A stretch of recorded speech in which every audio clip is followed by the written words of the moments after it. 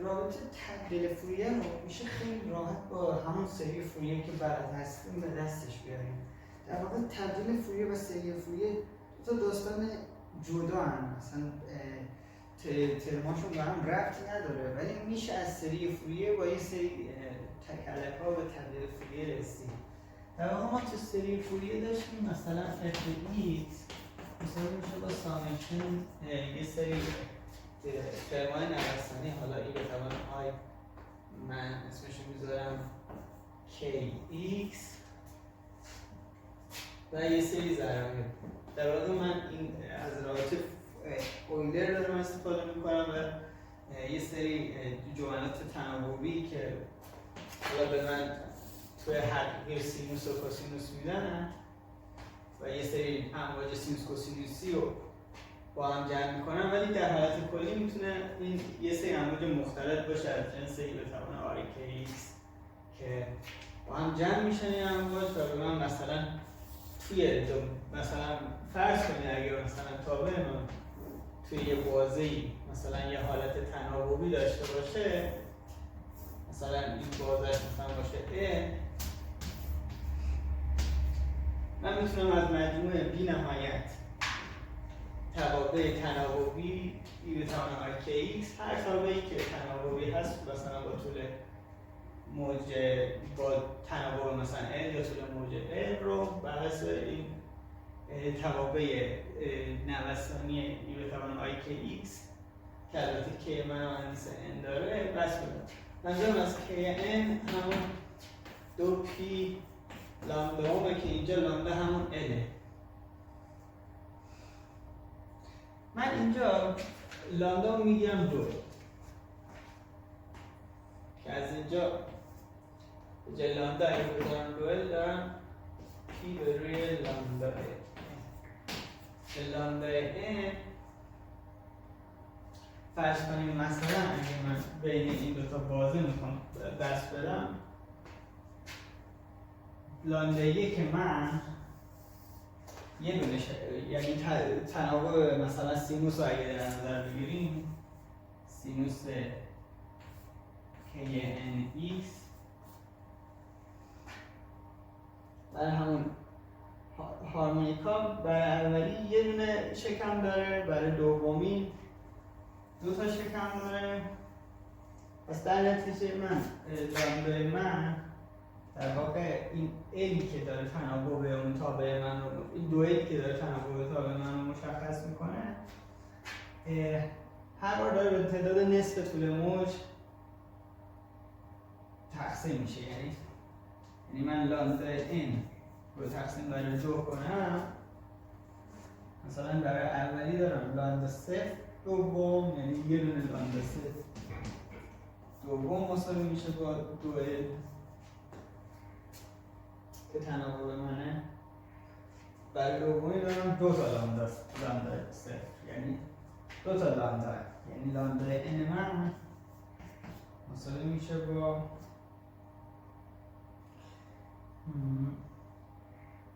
یه دونه اینجا دارم، مثلا برای دومی 2 تا میشه، یعنی 2 تا لامدا n من یه 2L. n تا خلاصه n تا لامدا n من مساوی میشه با چی؟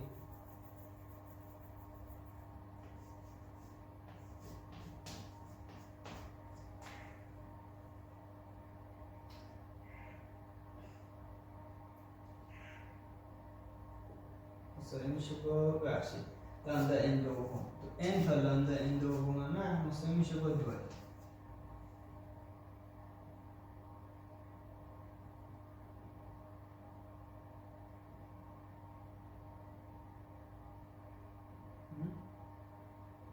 یا بهتر همین اسمشو بذارم L.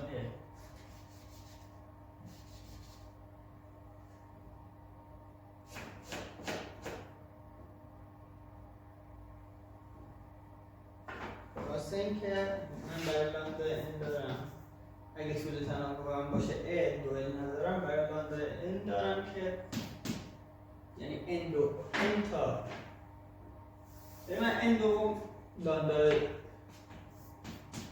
لاندای n دوم رو n تا دارم، برای اولی فقط مثلا یه دونه شکم دارم، برای دومی دو تاه، یعنی من برای دومی که طول موج هم نصف میشه دیگه، دو تا میشه. هر بار نصف n تا از لاندا n دوم من مساوی میشه با طول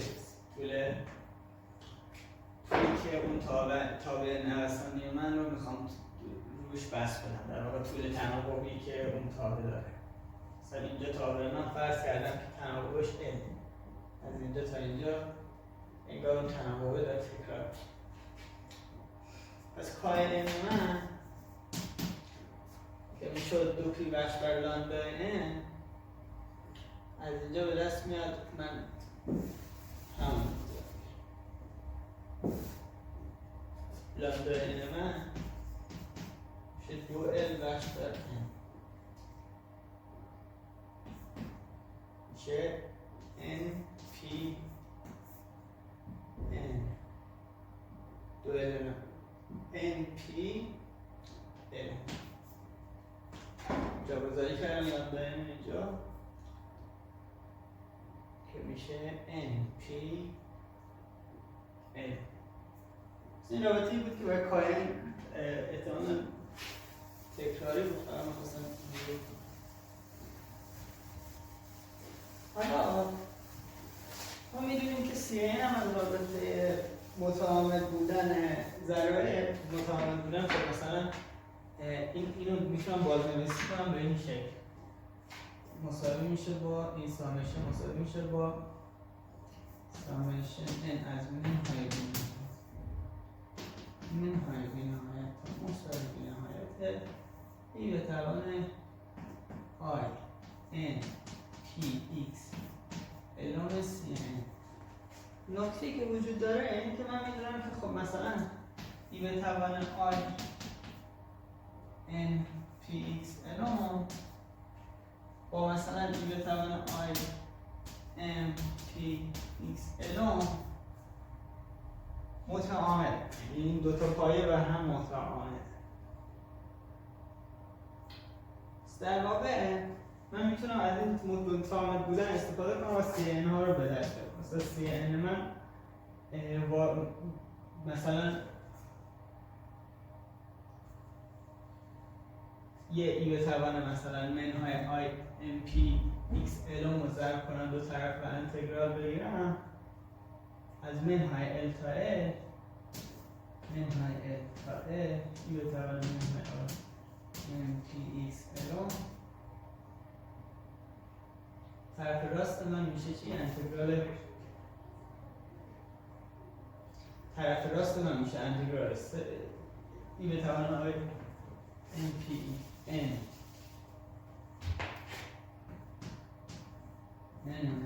m p x الان طرف چپ من میشه ای به توان منهای i m p x الان در f x و من میام اینو از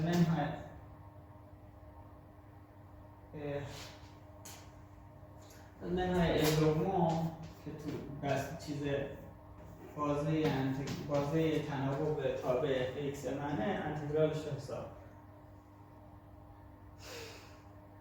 این یکی به توان i منهای m p x الان داره که این همیشه جواب نمیده، یعنی در واقع توی L یه تناوب کامل داره و چون توی L یه تناوب کامل داره بهت صفر میده.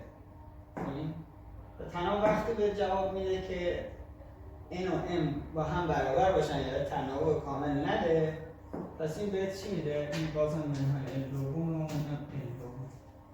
پس طرف چپ از اینجا داریم L CN مساوی میشه با انتگرال از منهای L دوم تا L دوم این به توان منهای I CL CN.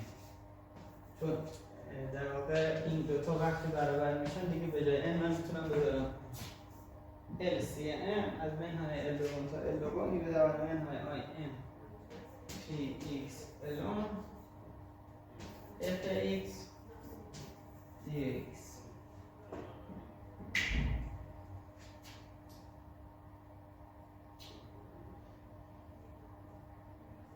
بس من برای CN من پس برای CN دارم CN مساوی میشه با یک بخش بر L انتگرال از n های L دوم تا L دوم ای به توان n های I n p x L در fx dx. یعنی من فقط روابط تکراری که توی سری داشتیم می‌خواستم یه بار مرور کنم.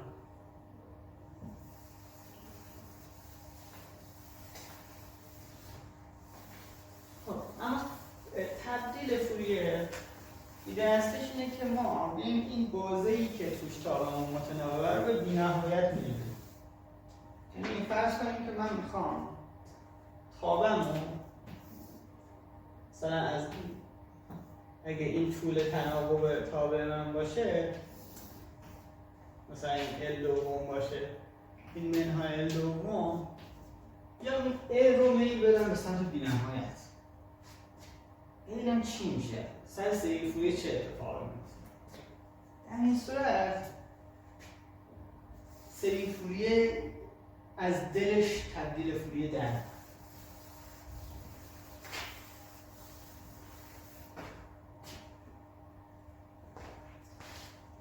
کاری که باید الان انجام بدیم اینه که در مرحله اول این جاگذاری انجام بدیم. بیایم توی fx cn رو از همون انتگرالی که به دست آوردیم قرار بدیم.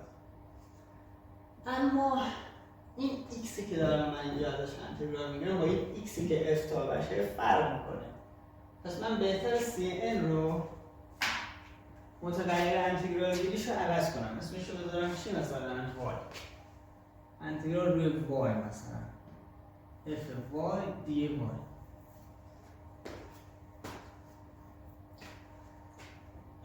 چرا؟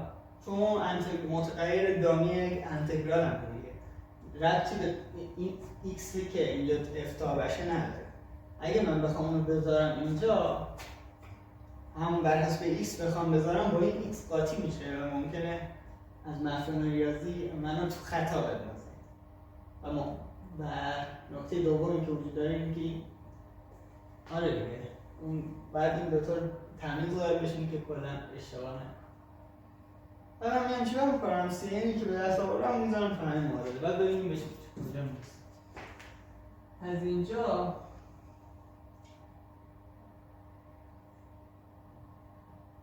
سامیشنه این از منهای بی‌نهایت تا مثبت بی‌نهایت یک الوم ای به توان I kn x به جای cn دارم میذارم یک الوم که بود اما انتگرال از منهای L دوم تا L دوم ای به توان منهای m k y الوم f y dy.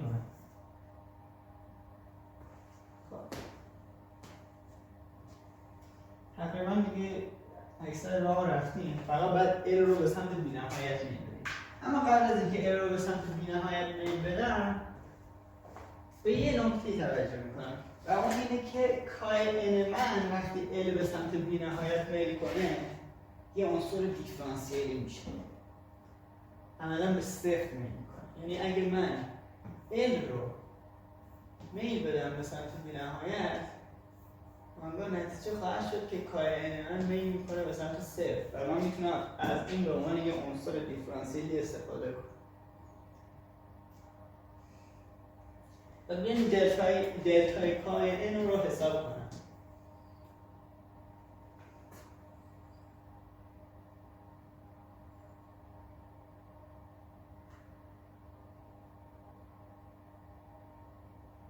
البته این کای n به n هم بستگی داره. ممکنه n مونی که میره به سمت بی‌نهایت خود کای n به سمت صفر میل نکنه.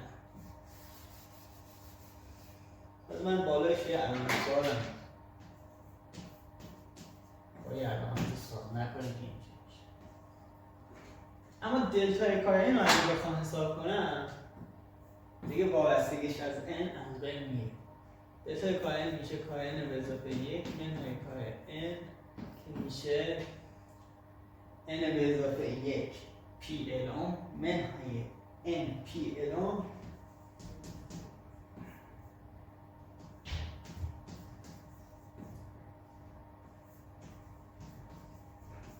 در جای این بدن میاد پی الان. من بیام اونجا بنویسم. دلتای کای n من میشه چی؟ پی. و بدون شک اگه کای n به سمت صفر میل نکنه چون n من هم یه متغیره، چون n من میتونم n رو به سمت بی‌نهایت میل بدم، l رو هم به سمت بی‌نهایت میل بدم، کای n به صفر میل نکنه. پس من کاری به کای n ندارم، اما بدون شک دلتای کای n که میشه پی الان به سمت چی میل میکنه؟ به سمت صفر. پس من دلتای کای n رو میتونم بگیرم چی؟ عنصر دیفرانسیلی خود.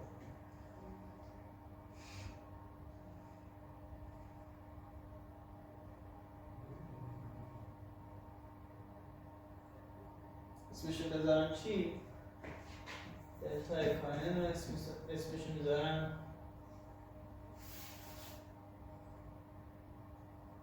همون دلتای کای n. وقتی ال به سمت صفر هنوز فعلا ال رو به سمت صفر می‌نویسم.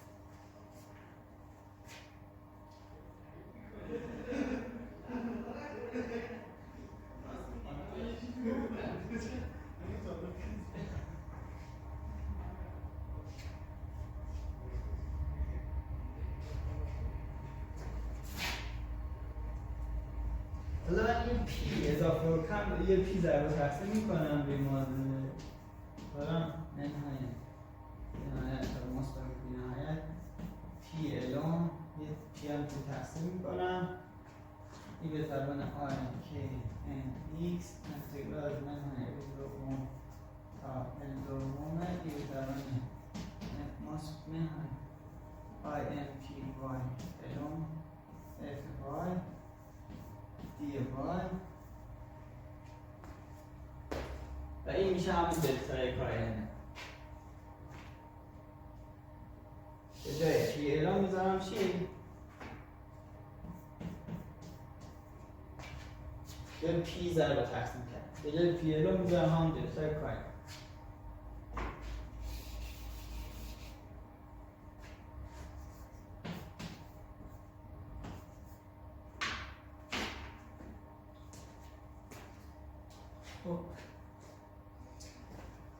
و یه طرح متغیر دیگه و تمام.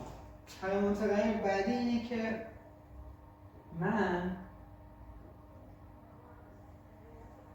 پی الان رو نه پی الان نه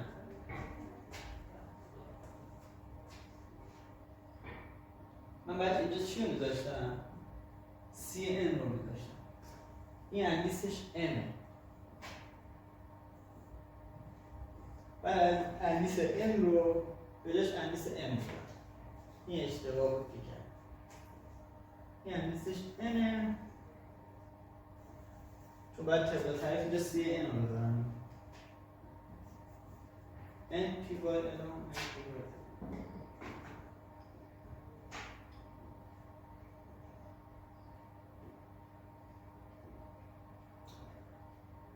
الان پی الان که چی گرفتم؟ n پی الان رو میگیرم متغیر جدیدم، چون وقتی این بی نهایته بازه انتگرالی تا از منهای بی نهایت و بی نهایت این عملا کل فضای حقیقی تو داره پوشش میده، چون ال داره به سمت بی نهایت میکنه. این هر مقدار کوچیکی رو میتونه مثلا بین 0 تا 1 هر مقداری میتونه داشته باشه، یا بین 1 تا 2 هر مقدار، بین منهای بی‌نهایت تا منهای مثبت بی‌نهایت هر مقداری میتونه داشته باشه. پس این میشه عضو عدد هر.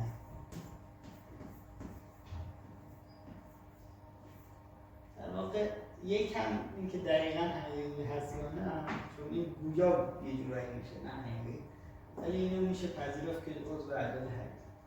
پس من اسم اینو میذارم یه مثلا عددی x y z، مثلا اسمشو میذارم z. حالا زدی که الان شده متغیر جدید من.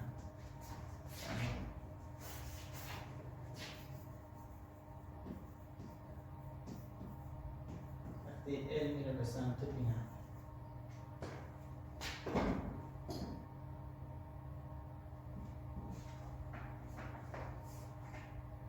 و اگه من الان ال رو به سمت بی‌نهایت میل بدم، اینجا به جای کای n در واقع خود کای n من میشه چی؟ خود کای n من میشه همون زد. به جای کای n الان وقتشه که من ال رو به سمت بی‌نهایت میل. وقتی ال رو به سمت بی‌نهایت میل بدم،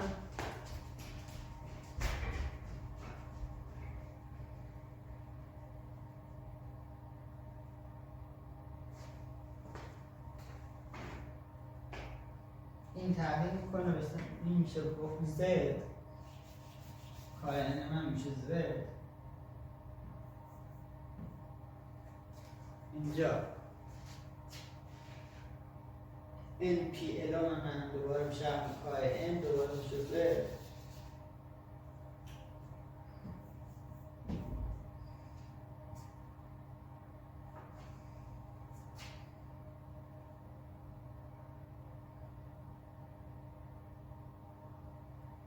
و چون دارم ال رو به سمت بی‌نهایت می‌بینم و n هم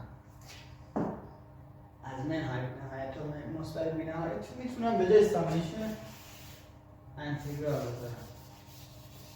در واقع n از منهای بی‌نهایت تا مثبت بی‌نهایت تغییر میکنه. این میتونه هر مقداری رو تو دامنه حقیقی از منهای تا مثبت بی‌نهایت داشته باشه. پس میتونم اینو بذارم از منهای بی‌نهایت انتگرال از منهای بی‌نهایت تا مثبت بی‌نهایت دلتای کای n من میشه همون چی؟ به جای دلتای کای n میذارم دی زد. دی زد هم میارم اون ته که فرم ریاضیش به هم نخوره، ولی این انتگرال همینجا هست دی زد. حالا برای اینکه شبیه همون مسئله مرسوم بشه، بذار دیگه خط بالا رو پاک کنم. این قسمت هم جا نمیشه. اگه بخوایم دیگه اینا رو پاک کنم شبیه همون حالت مرسوم بشه، الان عملا ما به جواب رسیدیم، یعنی به تبدیل خوبی رسیدیم. یعنی من این طرف یه f(x) داشتم که مساوی چی شد؟ مساوی این شد.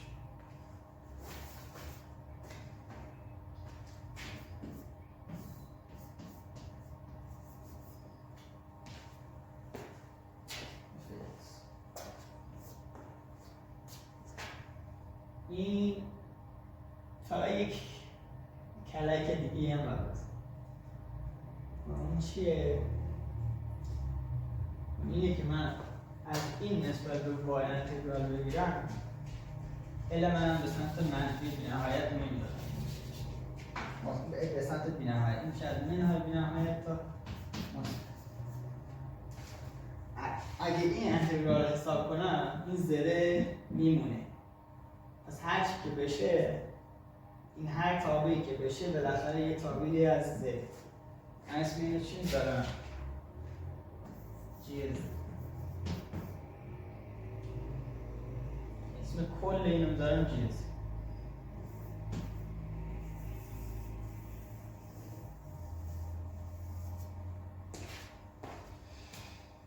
و اگه بخوام به فرم جیز بنویسم، یعنی من جیز رو تعریف کردم انتگرال از منهای بی‌نهایت تا مثبت بی‌نهایت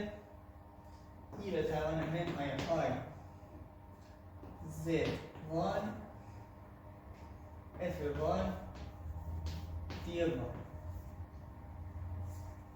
جی زدم زد همون چی بود؟ زد همون کای بود و چون من میخواستم با اون عدد موج قاطی نشه و اون گسستگی عدد موج رو نداشته باشه اسمش رو گذاشتم زد. ولی می‌بینی که توی سری تبدیل فوریه دقیقاً مرسومه که این رو به جاش کا می‌کنه.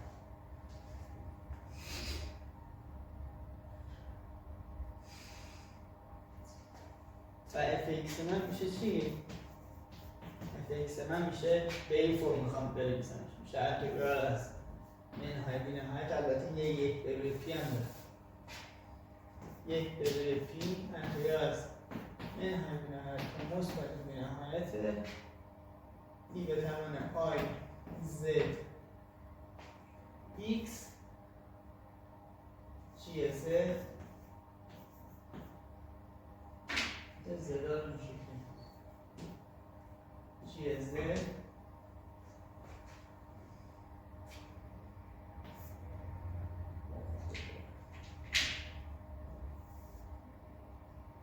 دی زد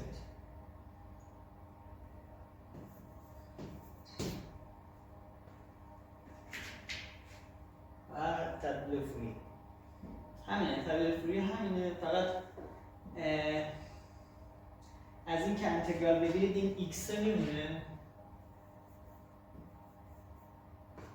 از این که انتگرال بگیرید این زده میمونه.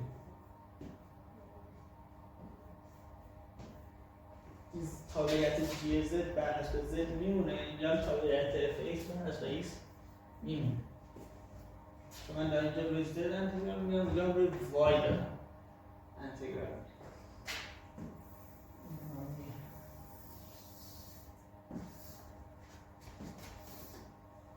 مشکلش کنم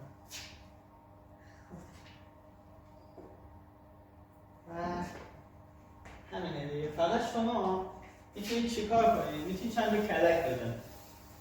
میتونید مثلا بگید که من میخوام یکم این تقارن پیدا کنم. برای اینکه این تقارن پیدا کنه من میام یه جی پریم مثلا میام دومین وریبل رو عوض میکنم، از ایگرگ اسمش رو میذارم ایکس که همونی بشه که مرسومه، همونی که معمولا تو کتاب می‌نویسن. جی رو مثلا روی ایکس انتگرال میگیرن، اف هم روی کا انتگرال میگیرن. من اینجا به جای کا نوشتم زد، به جای ایکس هم نوشتم ایگرگ. یه جی پریم رو تعریف کنم که به تقارن برسم. مثلا جی پریم زد رو تعریف کنم ربطی به مشتق نداره، یه تابع دیگه است. جی پریم زد رو تعریف میکنم یک به روی رادیکال پی جی زد. خب از اونجا اف ایکس هم بر حسب جی پریم بخوام بنویسم، اف ایکس من بر حسب جی پریم بخوام بنویسم چه یک به روی رادیکال پی، یک به روی رادیکال پی رفته شده با این یه ترم یک به روی پی، در واقع یک به روی پی انتگرال جی زد من اینجا دارم. اینو فاکتور میگیرم میکنمش یک به روی رادیکال پی صدر یک به روی رادیکال پی. این یک به روی رادیکال پی با این جی زد به من چی میده؟ به من جی پریم پس میشه یک به روی رادیکال پی انتگرال از منهای بی نهایت تا مثبت بی نهایت این به توان به جای زدم کا بذارم که شبیه هم داستان کتاب باشه. آی کی ایکس جی پریم بذاره این شکلی بنویسم همون جی پریم جی پریم کی دیگه کی و جی پریم کی چیه؟ جی پریم کی همین جی پریم کی همینه، این یک به روی رادیکال پی توش در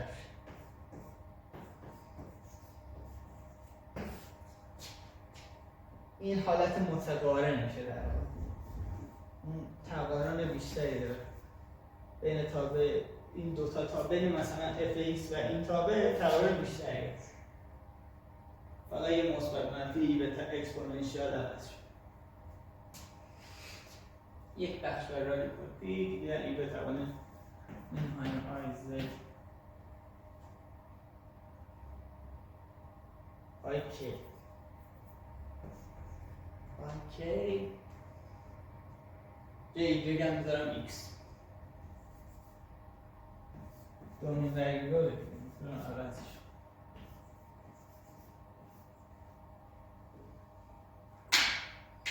کنم